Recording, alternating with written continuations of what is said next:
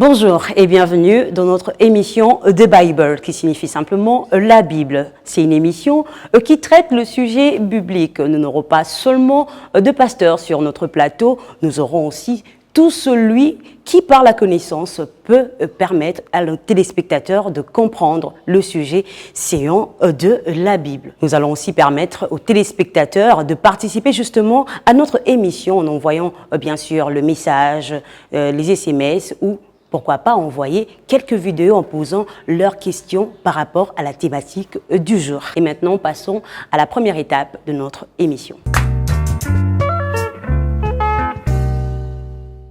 Et pour notre sujet, je ne serai pas seule, je serai avec une dame dont vous avez l'habitude de la voir avec une autre casquette de la politique. Aujourd'hui, elle vient sur ce plateau avec une autre casquette, celle d'une révérende. Tout de suite, nous allons découvrir ensemble notre invité du jour. De nationalité congolaise, elle est née le 6 février 1965. Mariée et mère d'une famille recomposée de 8 enfants et grand-mère de 3 petits-enfants, Marie-Josée Ifoku est 4e d'une fratrie de 9 enfants.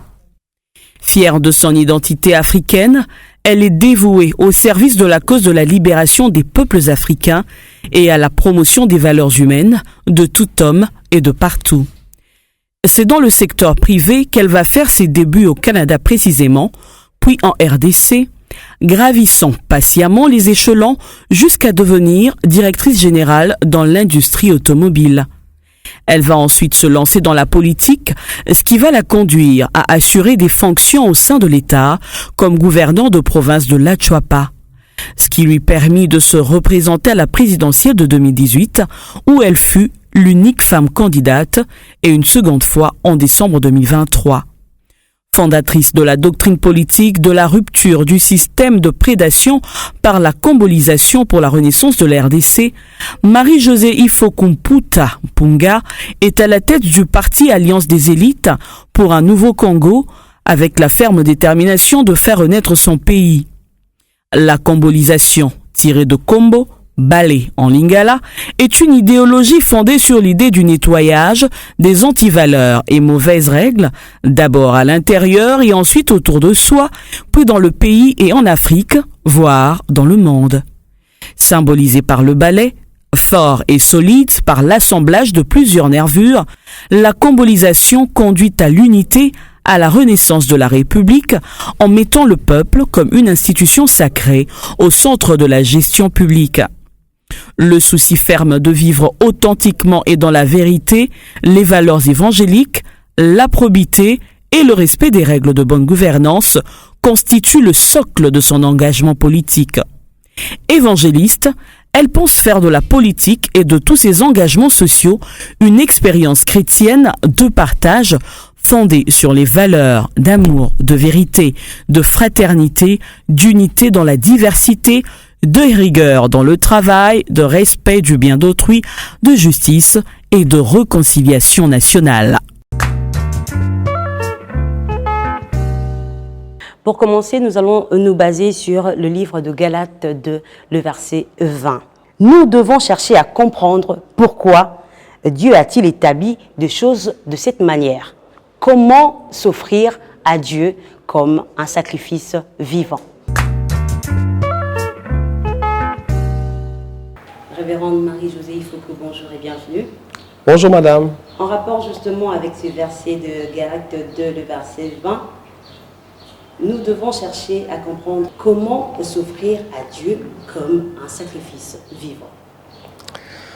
Comment s'offrir à Dieu comme un sacrifice vivant? Il faut que nous, en tant que chrétiens, que nous puissions d'abord comprendre que lorsque nous naissons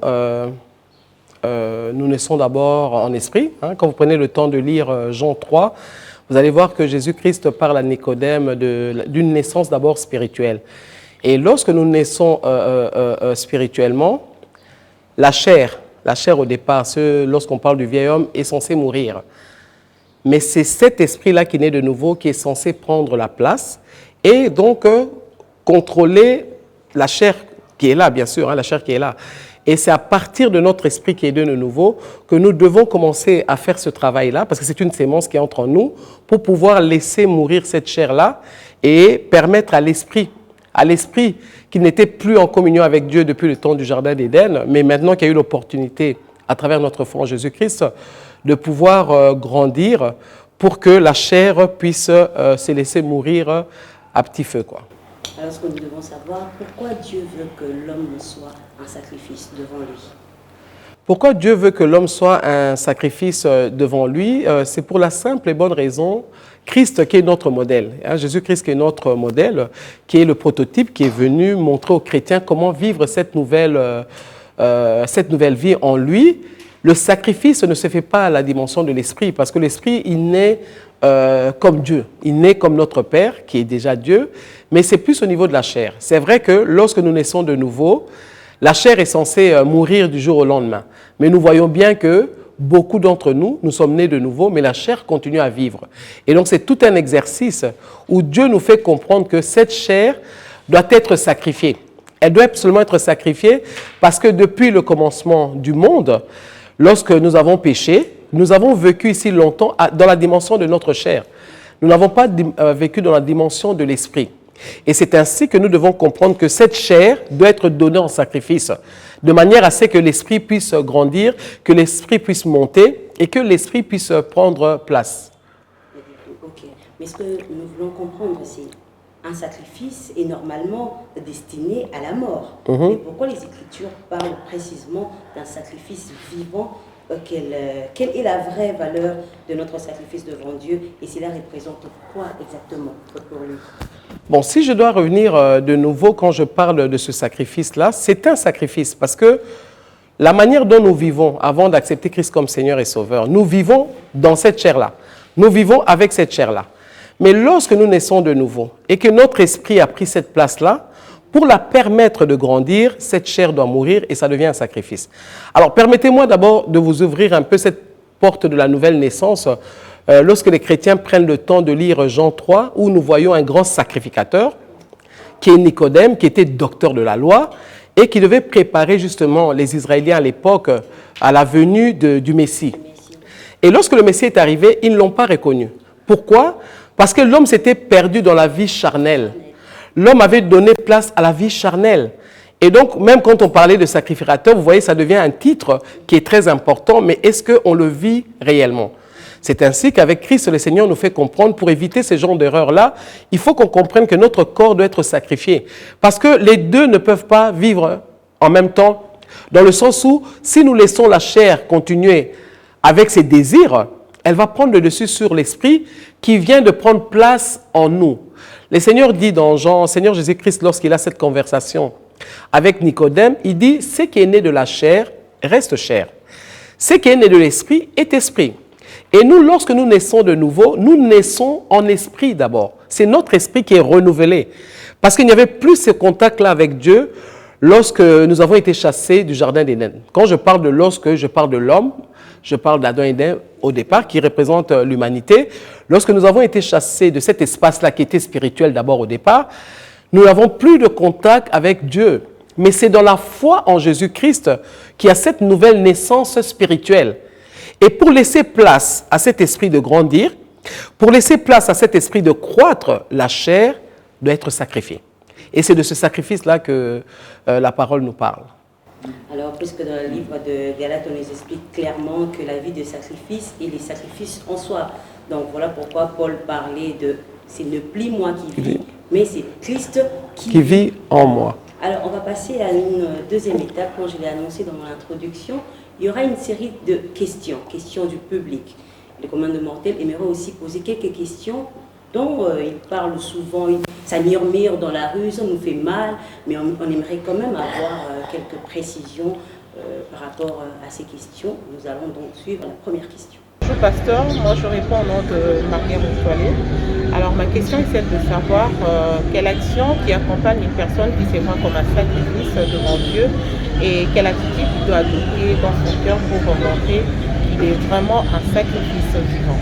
Voilà, la question est posée. Donc, quand est-ce que la vie d'une personne n'est pas vue comme un sacrifice vivant devant Dieu? Et quelle est la qualité de la vie qui montre que cette vie est une vie de sacrifice? Bon, lorsque quelqu'un qui a accepté Christ comme Seigneur et Sauveur continue à vivre dans le parvis, continue à vivre charnellement, continue à vivre comme si c'était rien passé dans sa vie, donc ça veut dire que cette personne-là n'est pas du tout un sacrifice puisque sa chair vit pleinement, vous comprenez?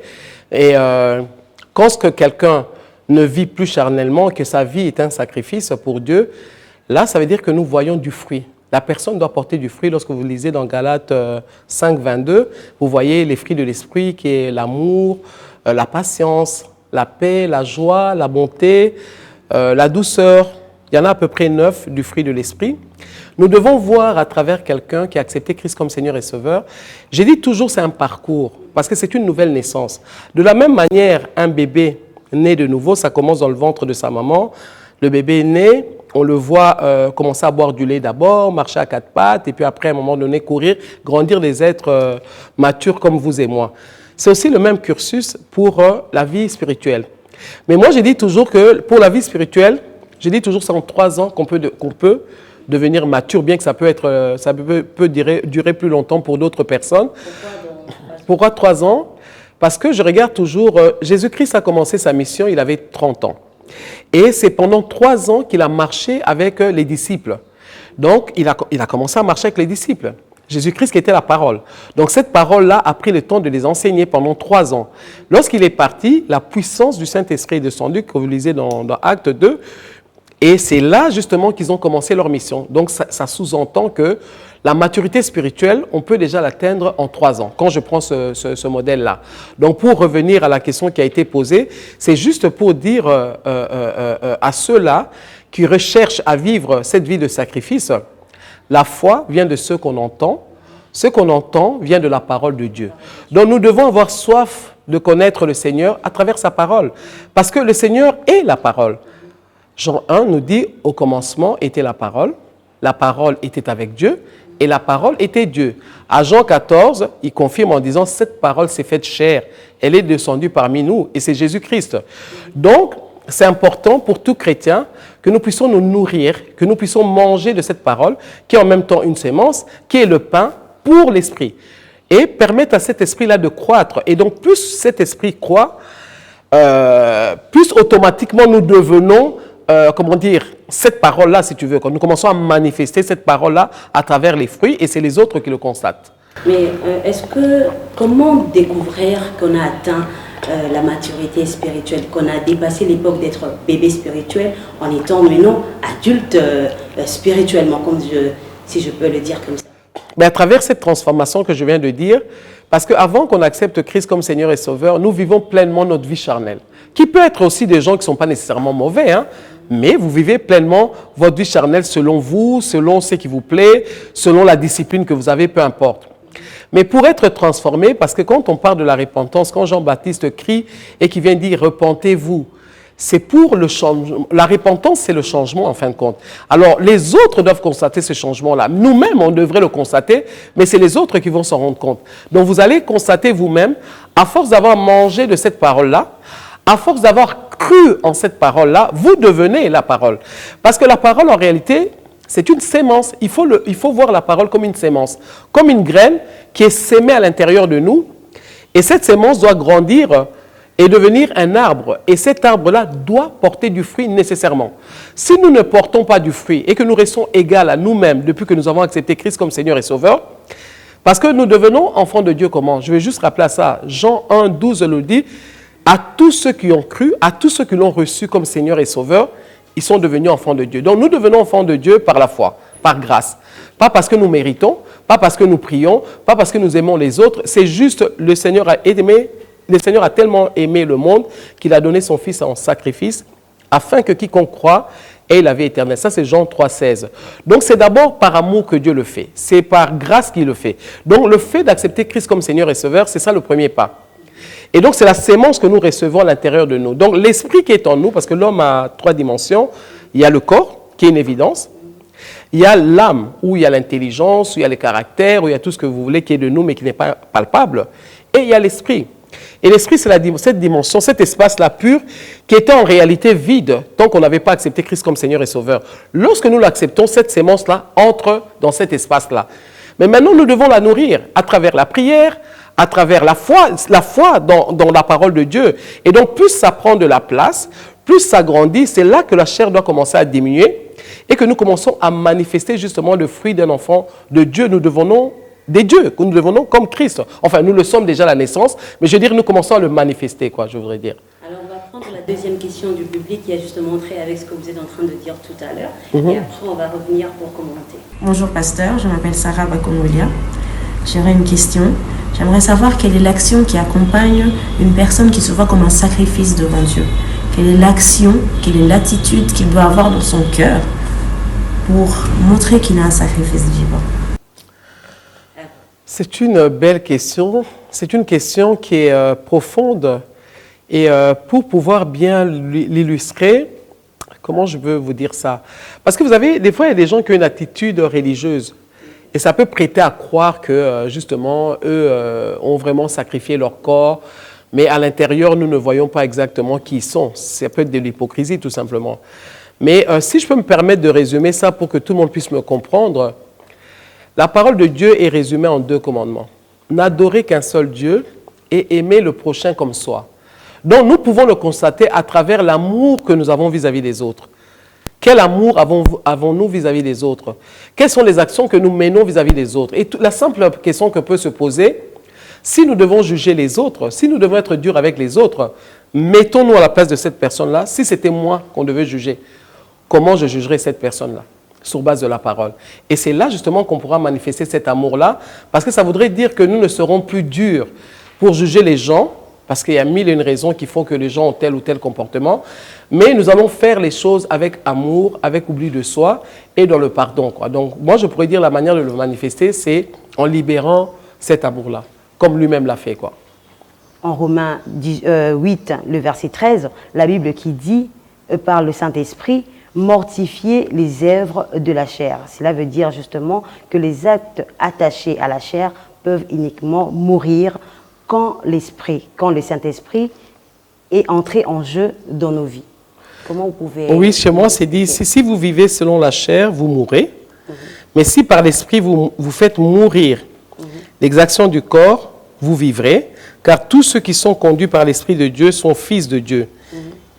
Et vous n'avez pas reçu un esprit de servitude pour être encore dans la crainte, mais vous avez reçu un esprit d'adoption par lequel nous crions Abba Père. Donc voilà, on revient encore toujours à ce que je suis en train de dire. L'histoire de la chrétienté, c'est d'abord une histoire spirituelle. Si nous on met en exercice, en exergue la chair, on va entrer dans le légalisme. Mais il faut que les chrétiens comprennent d'abord que c'est un exercice d'abord spirituel. Et cet exercice spirituel pour le chrétien, c'est tellement important, ce que je veux vous dire, c'est la foi. Notre vie spirituelle, nous la vivons à travers la foi. Sans la foi, on ne sait pas plaire à Dieu. Sans la foi, Dieu ne sait pas nous rémunérer. Donc la connexion que nous avons avec Dieu, je crois que c'est Éphésiens 2, si ma mémoire est bonne, Éphésiens 2 nous dit, Éphésiens 2, 8, je crois, si ma mémoire est bonne, nous dit, nous avons été sauvés par grâce au moyen de la foi. Voilà, je crois que j'ai retrouvé la phrase. Nous avons été sauvés par grâce au moyen de la foi. Donc nous avons été sauvés par amour, par Dieu, c'est son amour tout simplement, c'est lui qui a décidé de nous sauver. Depuis Genèse 3, 15, lorsque vous voyez quand l'homme a péché, il avait déjà préparé l'arrivée de Jésus-Christ parce qu'il a dit au diable, quand il le maudissait, il a dit « la descendance de la femme t'écrasera la tête ». Donc il avait déjà annoncé l'arrivée de Jésus-Christ. Donc nous avons été sauvés par grâce, nous ne l'avons pas mérité, nous ne l'avons même pas demandé. Et comment nous avons été sauvés par grâce? Au moyen de la foi. Donc il faut que les chrétiens comprennent que notre vie spirituelle, nous avons beau prier, nous avons beau poser des gestes, mais si nous n'avons pas foi d'abord en Jésus-Christ, c'est une perte de temps. Il faut avoir foi en Jésus-Christ. Avoir foi en Jésus-Christ, ce n'est pas un homme, c'est la parole. Parce que des fois, les Congolais, on a tendance à dire au nom de Jésus-Christ. Ce sont des répétitions. Tu dis au nom de Jésus-Christ. Et puis tu crois que tout change. Oui, mais au nom de la parole, c'est la parole, il est la parole. Et quelle est la situation qui est devant toi pour utiliser cette parole-là? Libère cette parole-là selon la situation que tu rencontres. Et si tu crois en cette parole-là que tu as libérée, si tu as la foi, c'est là que maintenant tu entres dans la dimension où tu peux dire à cette montagne, jette-toi dans cette eau-là, elle va se jeter. Donc, la foi est le moyen qui nous connecte à Dieu. On peut appeler ça Internet aussi, parce que sans Internet, tu ne sais pas entrer dans ce monde virtuel-là. Donc la foi, c'est comme, si on doit le visualiser, on peut dire que c'est comme l'Internet. Donc tu peux avoir le meilleur téléphone, mais tu ne peux pas avoir accès au monde virtuel sans l'Internet. Donc la foi devient très importante. La foi, c'est comme une vitrine. Oui, on peut voir ça comme un véhicule, un moyen qui nous conduit à tel endroit. Donc, on a besoin de cette connexion-là à travers cette foi-là. Et donc, c'est vraiment important que nous, en tant que chrétiens, nous puissions comprendre tout ce que nous vivons, je veux dire charnellement, nous ne saurons les détruire de nous-mêmes. Là, ça devient un effort charnel encore. Et ça ne marchera pas. Parce qu'on va tomber, on va se relever. On va tomber, on va se relever. Ce n'est pas ça l'exercice. L'exercice, c'est d'abord avoir foi en Jésus-Christ. Je vous ai dit tout à l'heure, au commencement était la parole était avec Dieu, la parole était Dieu. Et cette parole s'est faite chair. Et cette parole-là, c'est Jésus-Christ. Donc nous devons avoir foi en la parole de Dieu. Et c'est cette parole-là qui va agir. Donc au début, il faut commencer à lire, tout simplement. Au début, il faut commencer à répéter ça dans ses pensées. Et à un moment donné, on doit avoir la foi, parce qu'on dit la foi, c'est une ferme assurance de choses que nous ne voyons pas, mais c'est aussi la démonstration de ce en quoi on croit qu'il y ait cette parole-là. Donc, à force de répéter ça dans sa tête, à force d'y croire, à un moment donné, on vit selon ce qu'on est. Vous voyez ce que je veux dire? Donc, pour diminuer la chair, cette chair-là, pour qu'elle soit sacrifiée, il faut que l'esprit monte. Et la seule manière pour que l'esprit monte, il faut que cet esprit-là grandisse, et ça travaille à travers la foi en la parole de Dieu, dans la prière. Vous pouvez faire dans la prière, mais toujours sur base de la parole, dans la foi. Tout doit se faire dans la foi, par l'aide de l'Esprit de Dieu, parce que l'Esprit de Dieu, le Saint-Esprit, c'est toujours Jésus-Christ, mon esprit. Il a dit, il n'est pas bon que je continue à demeurer ici avec vous, parce qu'il faut qu'un autre moi-même vienne. Et cet autre lui-même, c'est le Saint-Esprit. Donc le Saint-Esprit, c'est toujours Jésus-Christ. Et il est là pour nous conduire, il est là pour nous aider, il est là pour nous faciliter la tâche. Mais vous voyez que des fois, on ne prête pas attention au Saint-Esprit, on ne prête pas attention à la parole, mais on crie, on prie, il ne se passe rien, il ne va rien se passer. C'est un peu ça que je constate dans notre vie spirituelle. J'en parle pourquoi? Parce que c'est mon expérience personnelle. J'ai été dans plusieurs églises, je me suis vraiment promené, à chercher Dieu. Et je le cherchais dans telle église, il est là, il est là, il est là partout. Oui, il se manifeste comme une ongle, il se manifeste comme un doigt, il se manifeste comme un cheveu. Mais il ne se manifeste pas totalement. Et pour qu'il puisse se manifester totalement, il faut que nous puissions manger de cette parole-là. Et à travers la puissance de l'Esprit de Dieu, je vous ai dit tout à l'heure que les disciples ont marché 3 ans avec la parole. Mais la parole à elle seule ne suffisait pas. Ils n'étaient pas capables de faire le miracle. Même Jésus-Christ leur a reproché cela. Une question de curiosité. Comment Dieu s'est manifesté dans votre vie? Waouh, comment Dieu s'est manifesté dans ma vie? C'est un peu une longue histoire. Moi, j'ai accepté Christ comme Seigneur et Sauveur à l'âge de 17 ans. Et j'avais pris ça très au sérieux. J'étais très engagé j'étais ici à Kinshasa d'ailleurs. Et malheureusement, les gens avec qui on priait, à un moment donné, j'ai vu des comportements qui n'étaient pas très correct, pas très chrétien, et j'étais très déçu. Parce que je n'avais pas une relation personnelle avec Dieu. Ma relation était triangulaire. Donc, je croyais à l'homme de Dieu qui était devant moi, et puis c'est lui qui était en contact avec Dieu. Avec Dieu. Voilà. Je ne savais pas que moi, je pouvais être en contact directement avec Dieu, parce que c'était lui qui était pur, c'était lui. Vous savez, j'avais 17 ans, donc il y a plus de 40 ans de ce que je suis en train de vous raconter. Et c'est ainsi que je me suis rendu compte, mais c'est une farce, alors ce n'est pas vrai ces choses-là. Et je me suis retiré de cette vie chrétienne où j'étais engagé. Ou sinon, bon, j'ai grandi à l'église catholique, je suis protestante par mes parents, qui sont les deux des protestants.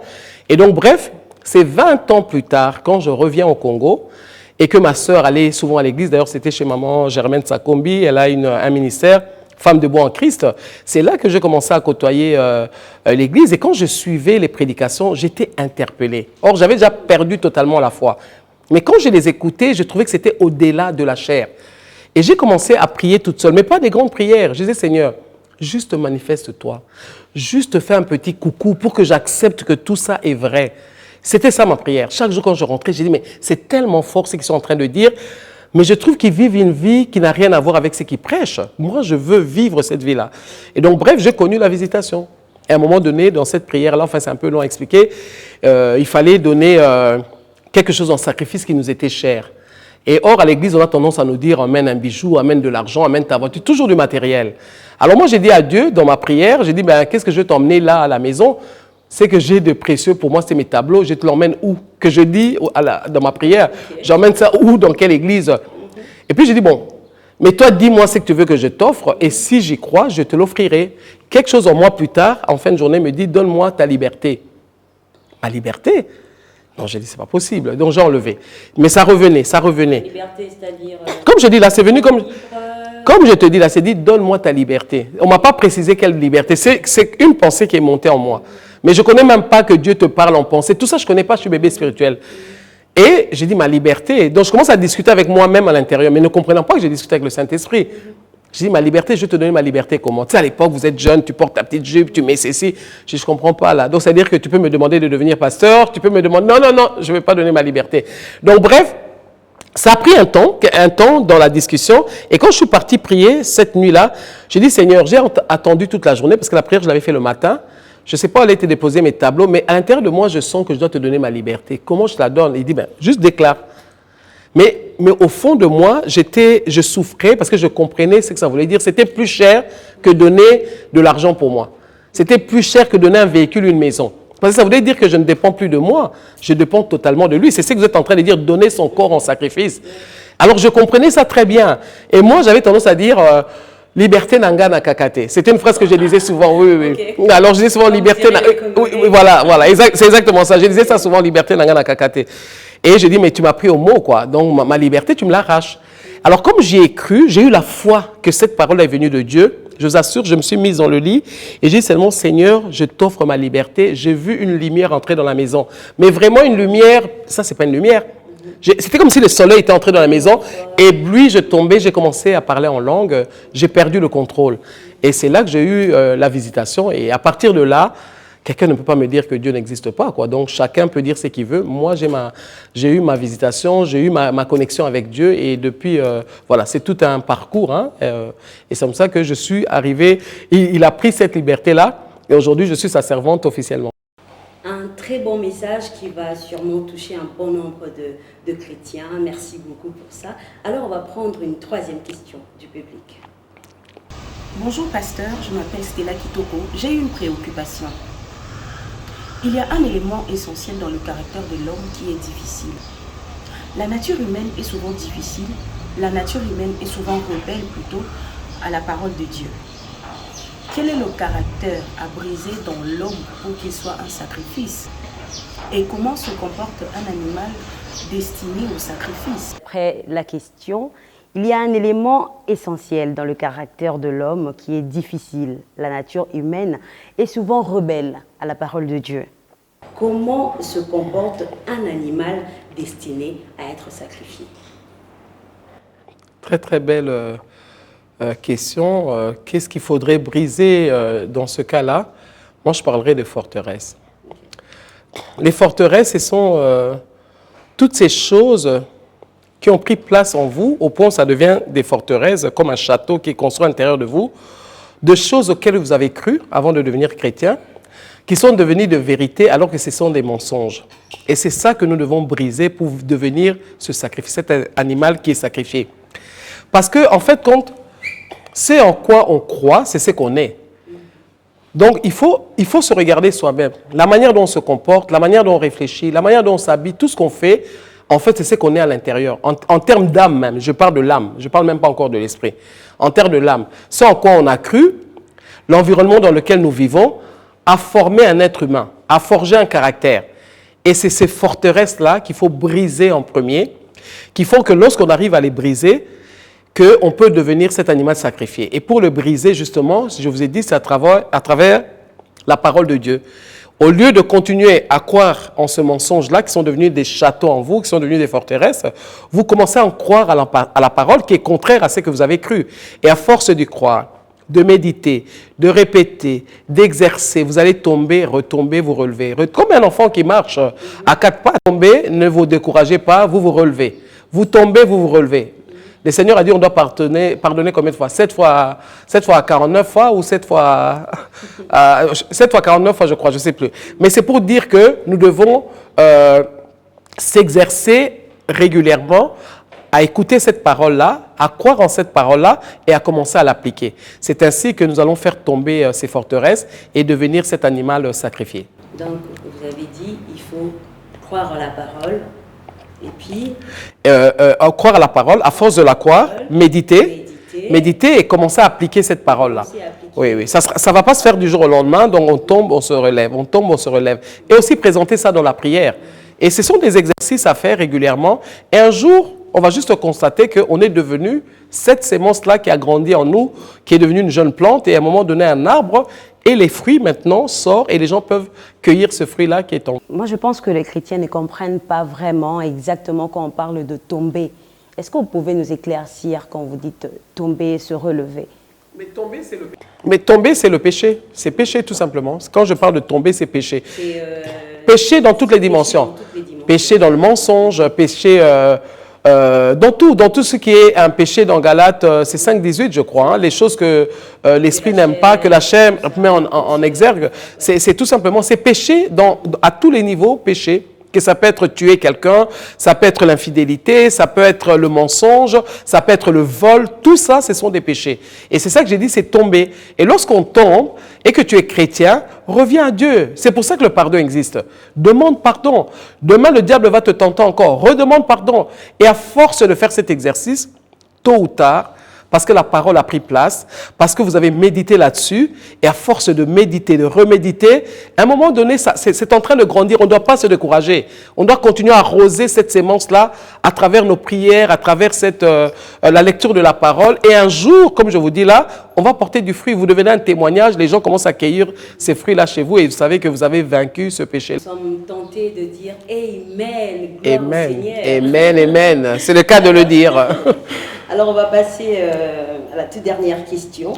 Quel est donc l'impact de notre sacrifice devant Dieu? Je vais résumer ça. C'est vraiment une belle question. Vous êtes tombé dans mon propre message là. Oh. Oui. Ouais, franchement, je vais résumer ça en 2 versets. Jean 3,16 dit, « Le Seigneur a tellement aimé le monde qu'il a donné son Fils en sacrifice afin que quiconque croit et la vie éternelle. » Donc lui-même s'est donné en sacrifice. Donc c'est un sacrifice parfait qui a atteint maturité. 1 Jean 3,16 dit, comme lui, comme Christ l'a fait, nous aussi nous devons donner nos vies pour les autres. Et donc quand on a atteint cette dimension-là de sacrifice et qu'on a atteint cette maturité-là, automatiquement nous devenons des serviteurs. Parce que ça veut dire que nous aussi notre vie est prête à être donnée pour les autres. Donc c'est ainsi que je peux résumer que tout serviteur de Dieu qui a grandi, qui a sacrifié sa chair et qui a laissé l'esprit prendre la place, c'est le temps pour lui de pouvoir servir Dieu et en donnant sa vie aux autres. C'est là le sacrifice parfait, quoi. C'est à partir de cette dernière phrase que je vous dis merci et au revoir. Merci à vous, cher public, d'avoir participé dans cette émission des Bible, qui veut dire simplement la Bible. Merci. On se revoit prochainement avec le même plaisir.